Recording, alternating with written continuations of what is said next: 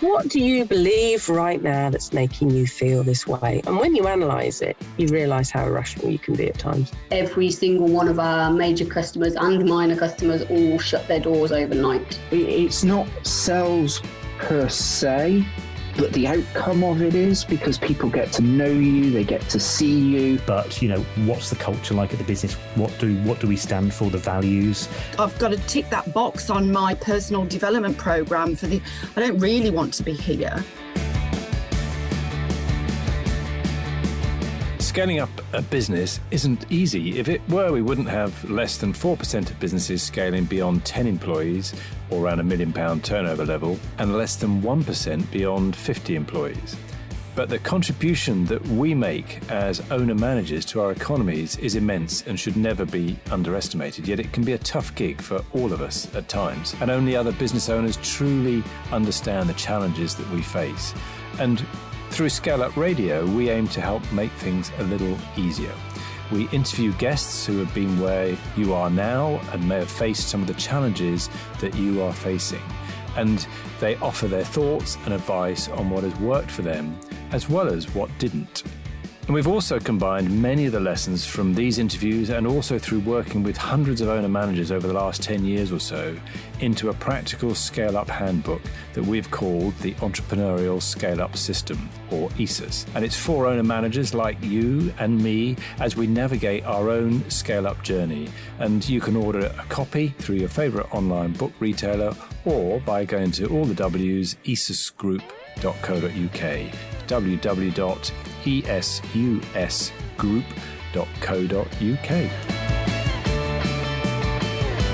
Hello, I'm Granger Forson, www.bizsmart-gloucestershire.co.uk, or find me on LinkedIn. This time on ScaleUp Radio, I'm speaking with Jeanette Philips, the founder of Flexicare UK. Flexicare is a healthcare provider that are based in Gloucestershire. She started the business in 1997 while a nurse to provide healthcare directly into people's homes. Now they have 160 employees and 4 generations of the family are involved in the business. What is so interesting throughout Jeanette's story is her passion for her clients, her staff, and her family, with a focus on delivering excellence at all times, and this has created a family-centric business. As always, we cover a lot of ground, including having a clear mission to keep you going during the tough times, finding a business mentor in the academic world will stretch you, and using technology to link people together and making work life easier.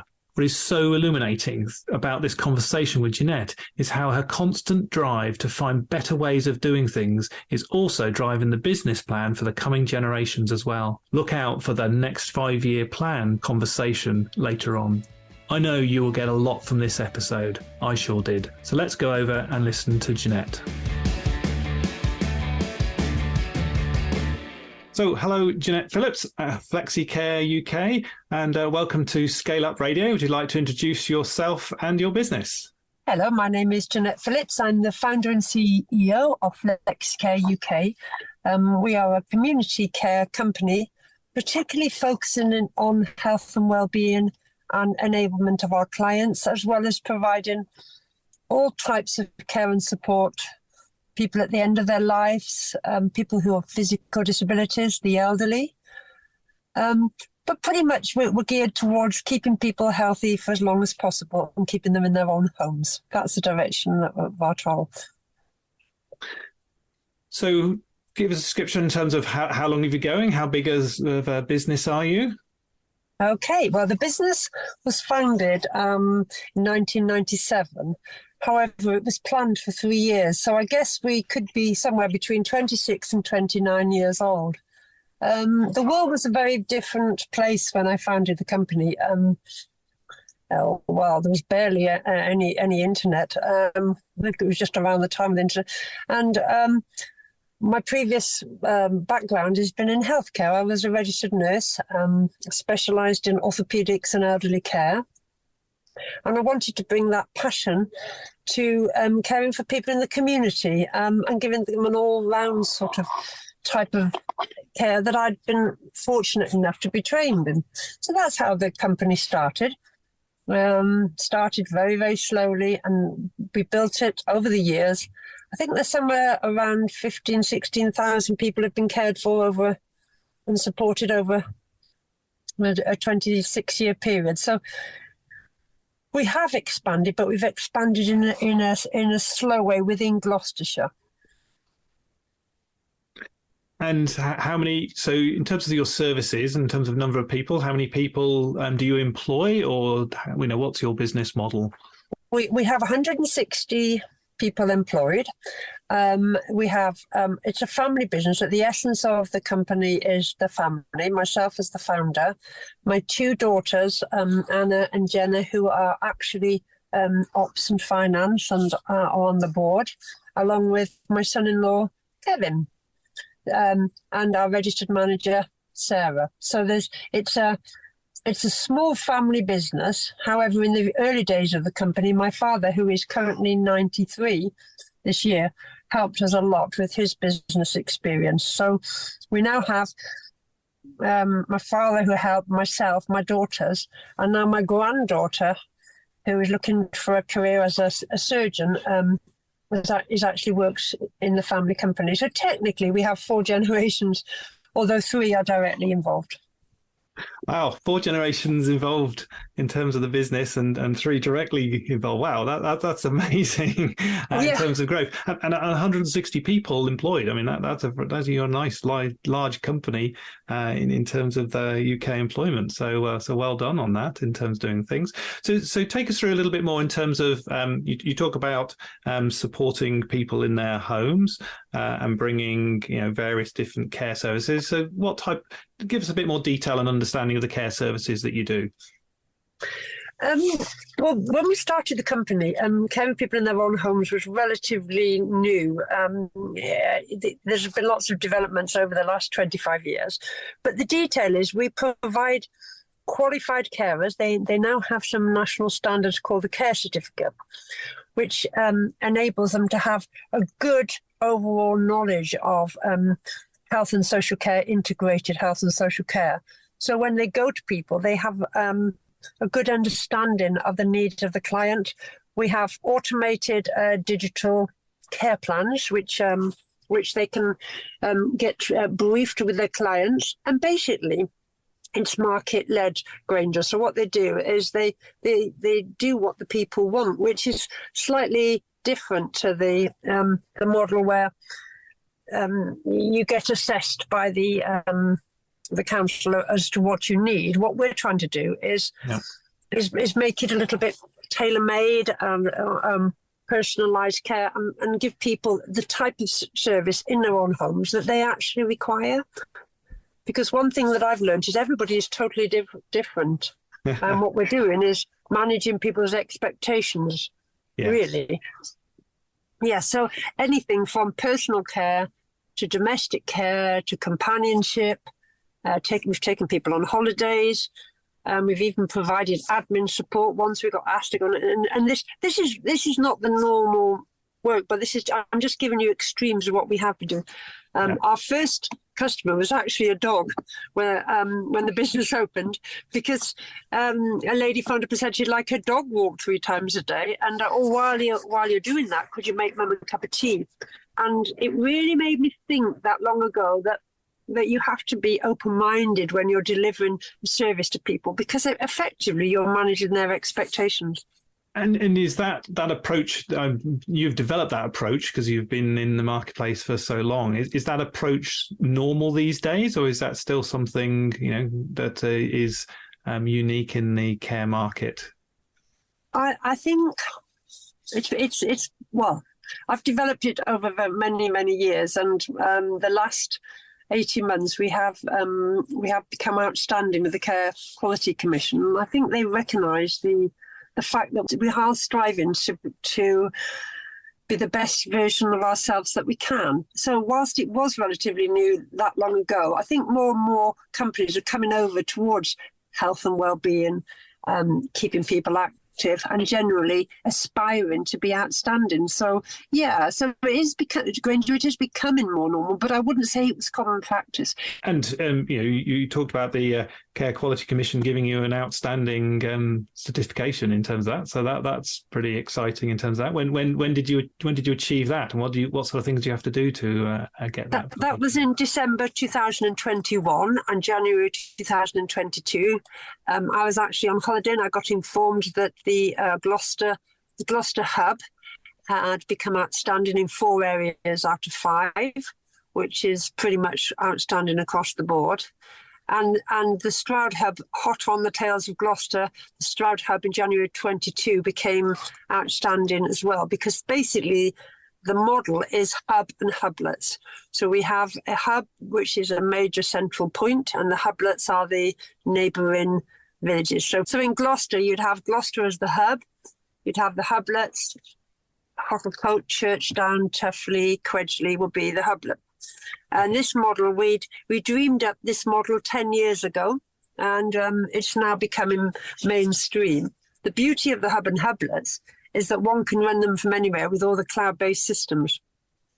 Because all of our systems that we use to train and teach and operate in the company is run through the cloud, digital cloud. So the hub and hublets is we call it hybrid hub and hublets, but it's a very clean and user-friendly and green model because it keeps people close to home.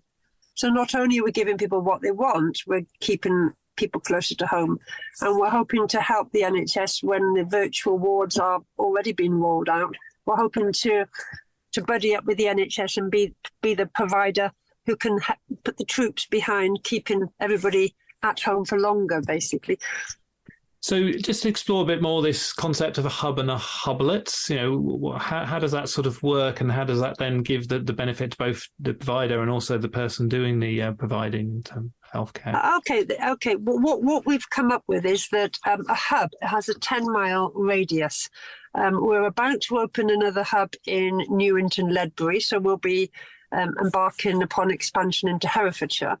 But if you've got a map and you put a compass on it and you do a 10-mile radius, that's a hub. The neighbouring little villages inside the hub are a hublet. And then when people want to care people in their own homes, it makes sense for the people, for the potential personal assistants and for the clients to have somebody nearer to their own home. And I'll give you an example. My parents, my father, who was instrumental in helping me in the company, who is 93 in October, as we speak, his visiting Flexicare person will have just finished, and she lives probably about 200 yards from his house. That's an example of a hublet. So a Ewley hublet, it will, under the jurisdiction of the Stroud hub, is servicing clients in Ewley. So the idea being we keep people as close to home as possible, and give them the type of service that they want. And in fact, my father is going to help us with some of the technology as well for the future that we're doing. Wow, he's still involved in terms of doing that. That's brilliant. Yeah. So let's go back now in terms of the beginning journey and your slow growth, you said, and now you're very successful in terms of what we're doing. So sort of let's talk a bit about what was successful for you, what went well, what didn't go well, what sort of things would you say to people that are building their own businesses over time? That's a really good question, Granger. I think the key thing is to have a vision. I mean, I'm the person at our company now who's usually looking 5 to 10 years ahead and working towards that. So I would say imagination is key, I think, in the company, because you've got to imagine where you want to be and what you want to look like. I mean, for some people, it will be something small and I didn't imagine that we would be like this, but it's the depth and breadth of the market that has made us into what we are today. But basically, it's about being clear about what you'd like and sticking to the path, because the path can be very rocky. You have lots of ups and downs. You have lots of setbacks. It's not an easy journey, but I would say to people to see the setbacks as confidence builders. Look at them another way. Don't see them in a negative light. Stay positive, and think about all the learning from any setbacks, and then get back up. And I've had to do that many times myself in 26 years.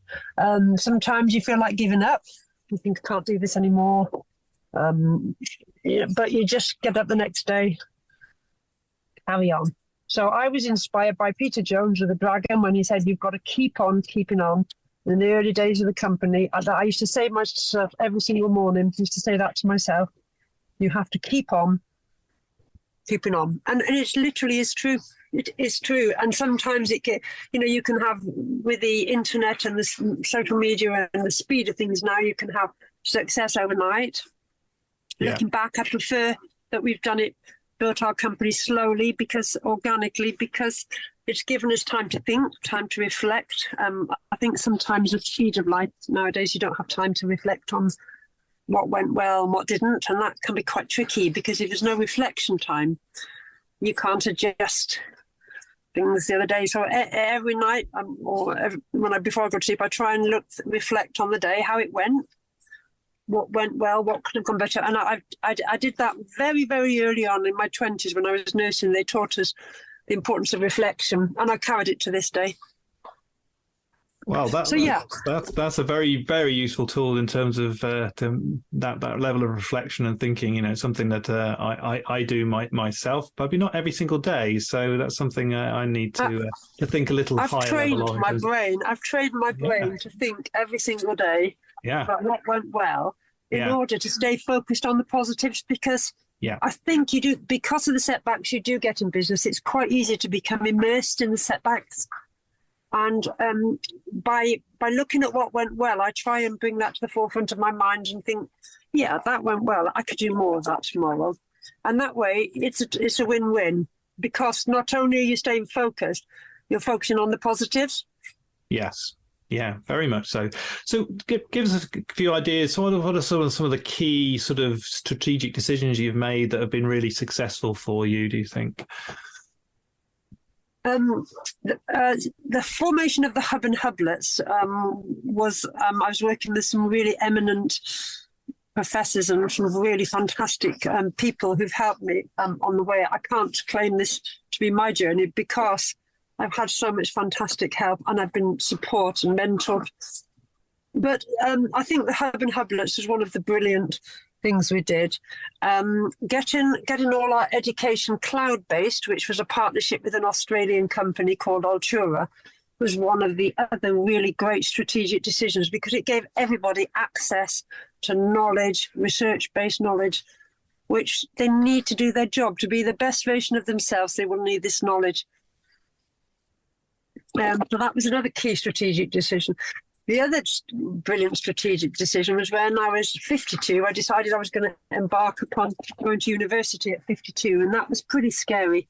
So I went to Birmingham University, and basically the good people that I've had lucky enough to be surrounded with have taught me a lot. So the strategic decisions, the hub and hublets, getting everything cloud-based for future generations, and working with academics, they teach you so much. They're always ahead, and they teach you so much. And so they reinforce and encourage your vision. So I've been very, very fortunate to be surrounded by some fantastic people, Granger. And working with academics is a really interesting way of developing and thinking about your business model and what you've achieved. How did you get engaged with them, and how did that sort of come about? I went to Birmingham University in 2011. I enrolled on a public sector commissioning course, postgrad, which was basically to try and understand the mindset of the public sector so that I could help, because I wanted to help them to bring some flexibility into the way they did things. I was a little bit out of my depth, if I'm honest, because I haven't had my nursing background, but not a hugely academic background, but I really enjoyed the experience, wrote some papers, got some fantastic support from people. And it was a really good experience. And those friendships have continued to this day. Wow, brilliant. That's amazing in terms of that growth, and how that external support has helped you with some key ideas and some thoughts. So one of the other key things in business as we grow is finding the right people and then maintaining the culture in the business, to ensure that, it continues to achieve what it wants to achieve. How have you managed the cultural development of your business as it's grown? We started off with a very clear mission, which I wrote myself. I was very clear, and that's probably maybe a bit of other advice I would give to business. It's to start as you mean to go on. Have a clear mission about what you're going to achieve. Shortly on the heels of the mission, I put in a set of business values, and how we go about it is the type of job that we're doing is a vocation, not a job. And we want people to buy into our family values and our ethical values, which are now in a big glass heart at our hub in Maysmore. So we try to get people to buy, to work with us and to understand what we're about, and how we're driven by the heart, how we've made lots of, we have made mistakes, but we've got back up, and how we've learned from them. And our values are spelt out in a big glass heart. So it's a mission, it's a clear set of business values, and then a clear vision. And it's the combination of the three. So I was reading a paper yesterday on leadership, and the three pillars of leadership are that they were saying was the technology, the methodology, and the leadership, and you have to align them all. So if you haven't three pillars and one isn't quite as supportive as the other, and that's my job. I've got to keep that alignment and that structure all balanced, really. So it's technology, methodology, and leadership. But I would say it's a clear mission and values which lies at the heart of whatever you do, because it's passion. You have to have passion for what you do. I mean, if you don't have passion, I don't think you'd have the energy or the drive to move a business forward. You have to be passionate. And we talk about values in businesses, and we talk about creating those values, and they're often values are created based on us as the original business owner in terms of how we created things, and they evolve slightly as people join. But how do you then ensure that people joining your business then fit those values? That's always a really interesting conversation, I think. That's a really good point, actually, Granger. The first 12 weeks, like any company, we have a 12-week introductory period induction. What we'll do is we appeal to people's better nature. This is what we're about. This is how we're working. This is what we pay. This is what we offer. This, and then we try and nurture people. I'm a big fan of the value of nurturing individuals. Some recent YouGov research that we carried out in our research company showed that a lot of people do feel not valued. And I think the key is it's the nurturing of people that gives you the long-term results. And so basically with people, to answer your question, we keep nurturing them along the way. It's an ongoing journey.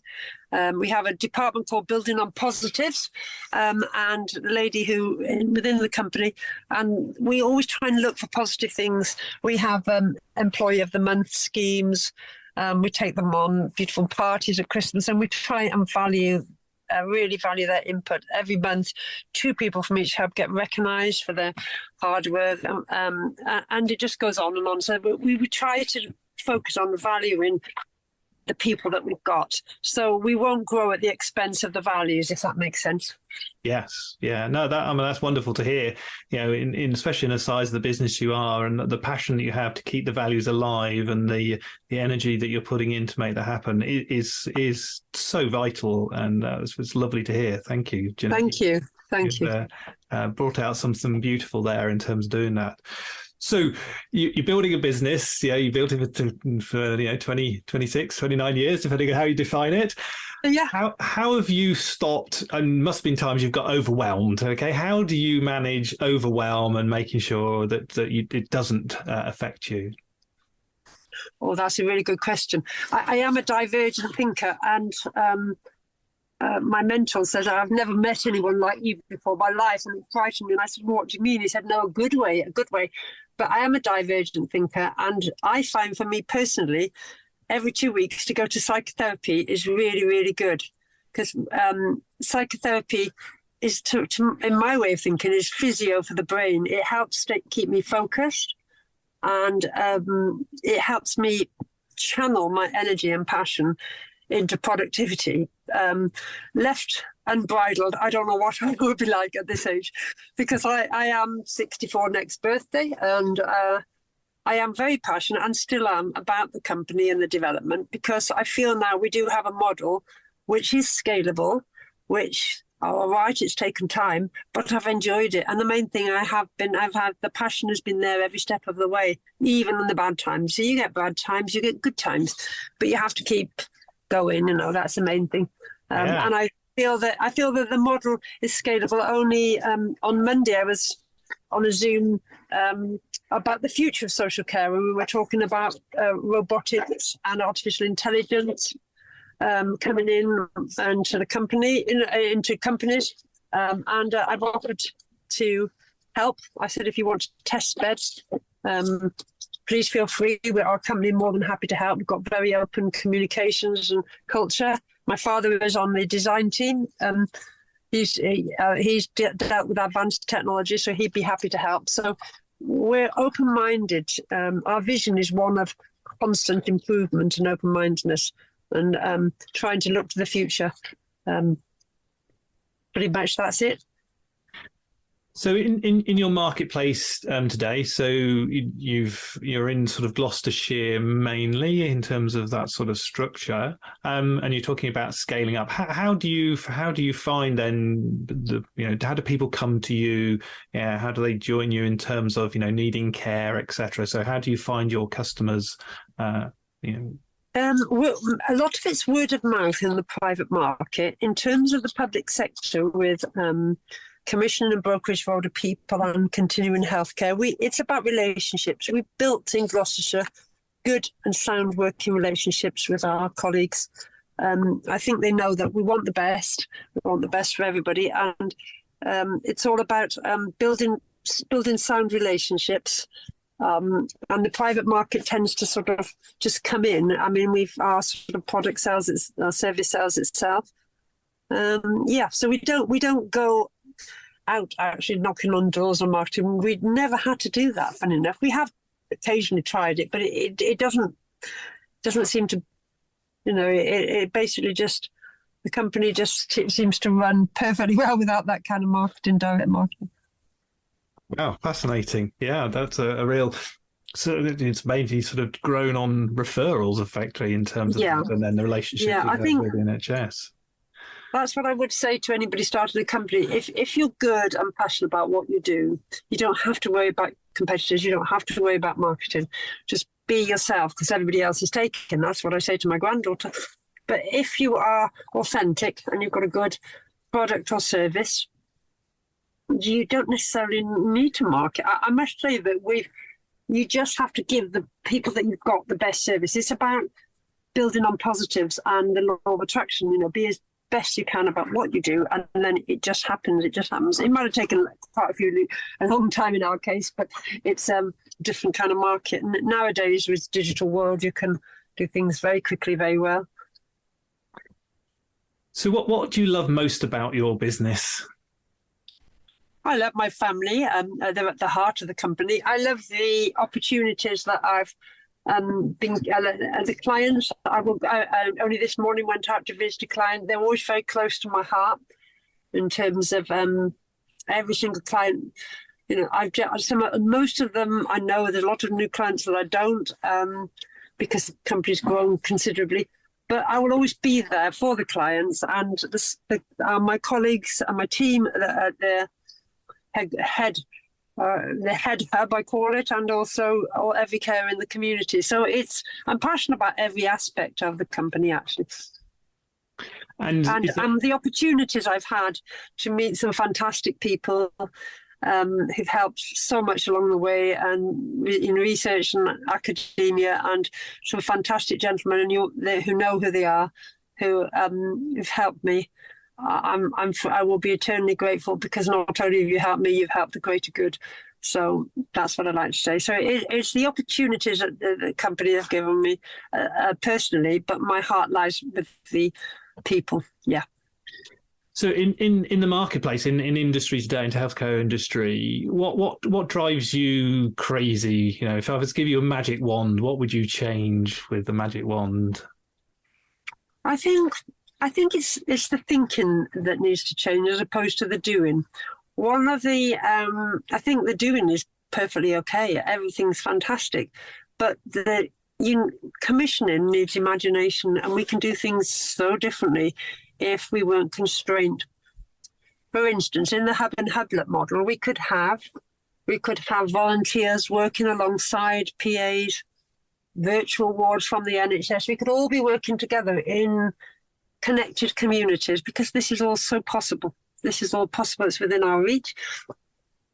But in order to get the doing change, and this is what I put, this is what actually featured on our CQC document, the inspector really liked it, that we were connecting thinking to doing, is if we think differently about how healthcare and social care can be delivered, then if we can think differently and connect that thinking to the doing, then we can have a different way of doing things. But it's already happening. The NHS are making doing fantastic work with virtual wards. There's many great things happening, and it's just like joining all the dots up so that we can all collaborate, especially with the Health and Social Care Act last year, giving more power to local leaders. We need a forum where we can collaborate, I think, because at the moment, I've done some voluntary work with the Leaders' Council of Great Britain, and that's over the last 2 years, 3 years since the pandemic, actually. So, that's it. And you've come through the pandemic. That must have caused some difficulties. How did you, as a business, reorganise and cope with the pandemic? The pandemic, the care personal assistants were absolutely fantastic. They are the true heroes of the pandemic. The staff management team were fantastic. They split up and worked in teams. I personally worked with Leaders Council work, doing advisory work, research work. I made masks. I had 2 sewing machines going and took some masks up to the NHS, and later on did vaccinating, which I did for I think a year and helped the health service. So my role was slightly removed from the core business at the time of the pandemic. However, I was in and out, and I did do work as hard as I could to try and steer us out into clear waters. We didn't have my daughter on operations, was very, very strict about people coming home and making sure they were clear of COVID, so that COVID wasn't brought into the community. And all in all, we came out of the pandemic relatively unscathed. We were very, very lucky. The government have been fantastic in providing our staff with PPE. We were so well looked after with PPE. Granger was unbelievable. They really, really looked after us for PPE.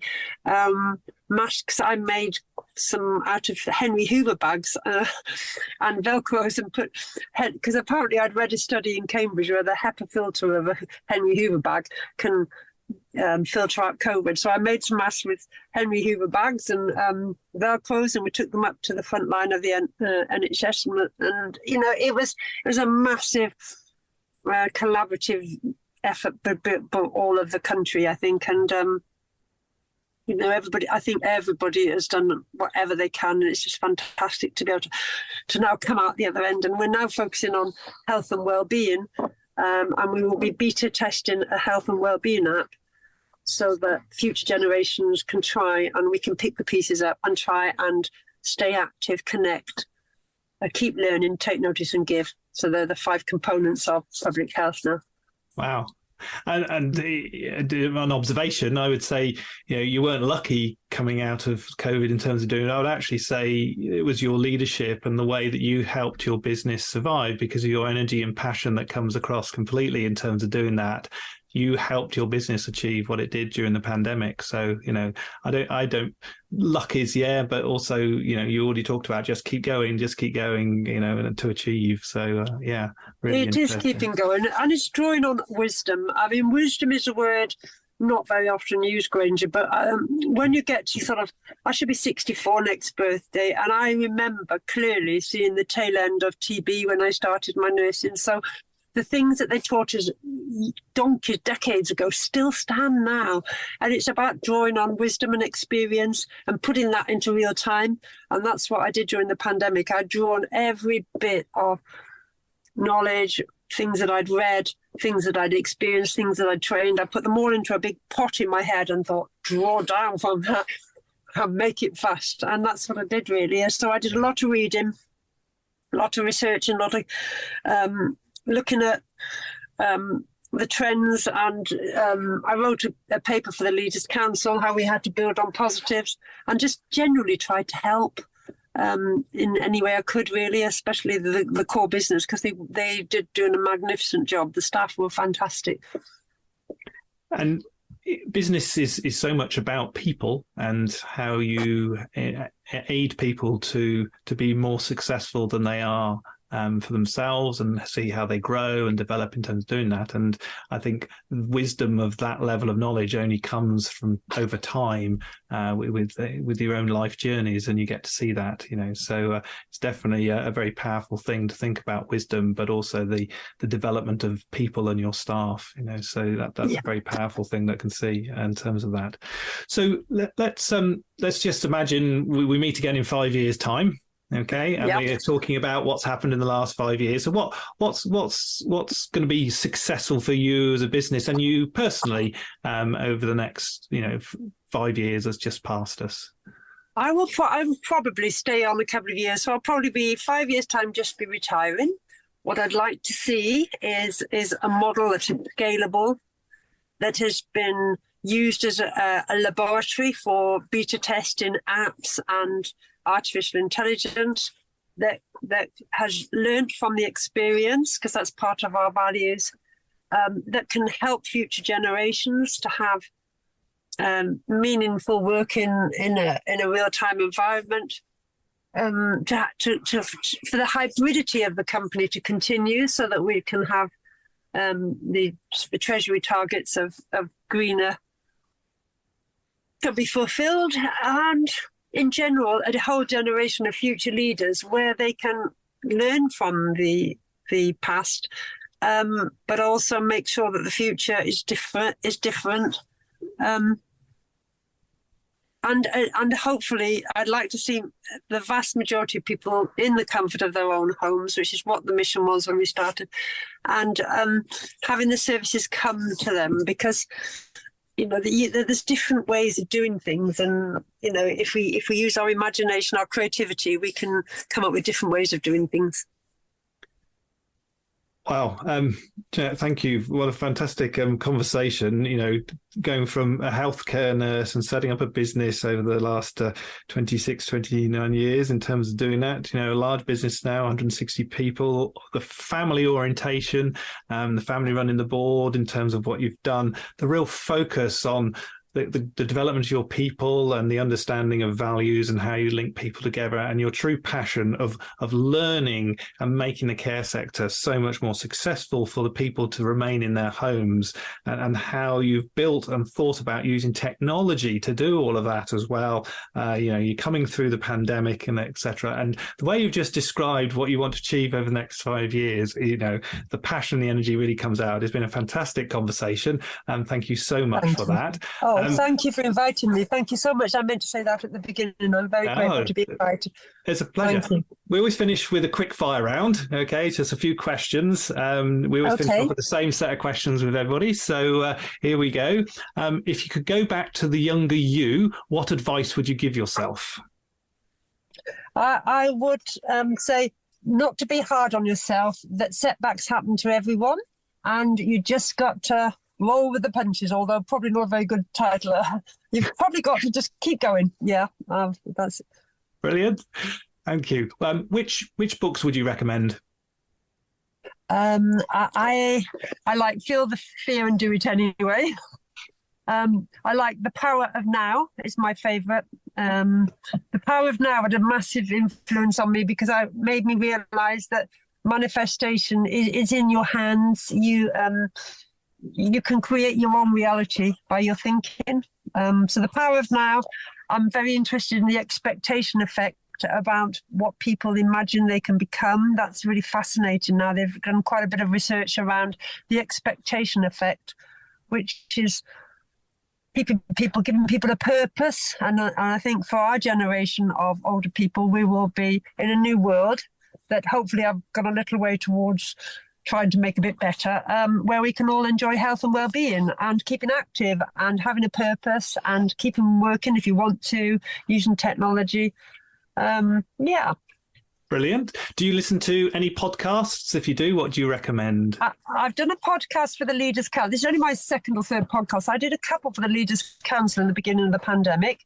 But I must say I'm an oldie and I'm not really up to speed with podcasts and Spotify. I'm going to research it, though. I haven't any space in my brain to do that, but I will do, yeah. Thank you.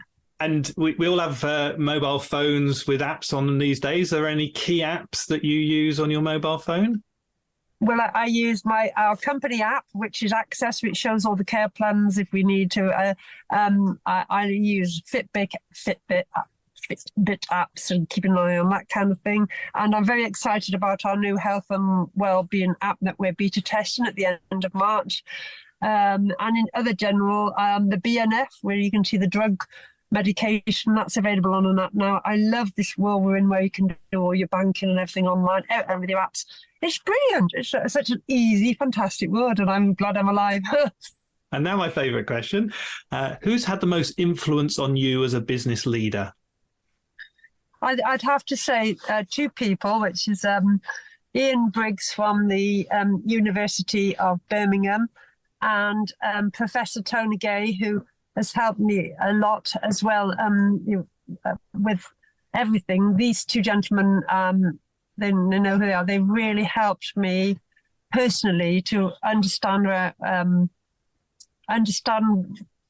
in a lot of more detail and depth than I was thinking. As I say, the academics really challenge you, but I needed challenging. They've helped me so much. And also my daughters have been fantastic. I've learned so much from my daughters. And my mum and dad, they're very practical, full of common sense. And my dad was dealing in advanced technology 60 years ago. So my parents, my daughters, my granddaughter, and my wonderful team, and Ian and Tony, I would say that encapsulates most of my world. Brilliant. And finally, how can people get hold of you? They can. Oh, there's one more person. There's Kevin and Sally, who've been working with more recently in the last 2 years with the formation of the Health and Wellbeing app, the WOW app. I'd like to add them to the list. But to get hold of us, I have an email or our website. So telephone 01452 306 296. Email Jeanette at flexicareuk.co.uk. And our website is www.flexicareuk.co.uk. But always put the UK in .uk because it gets confusing. So it's flexicareuk.co.uk. And everything is there that you need to know for clients and potential personal assistants. Well, Jeanette, thank you very much for this fantastic conversation this afternoon. And, I wish you well in everything that you plan to do. I hope you enjoyed that discussion, and if you're building and scaling your own business, you might well be interested in our book, The Entrepreneurial ScaleUp System. And it's exactly what it says on the tin. It's a practical handbook around scaling a business in a structured way. And you can order a copy on all your favourite online retailers, including an audio version, or you can find it and other supporting resources on our website, www.esusgroup.co.uk. That's esusgroup.co.uk, which is esusgroup.co.uk.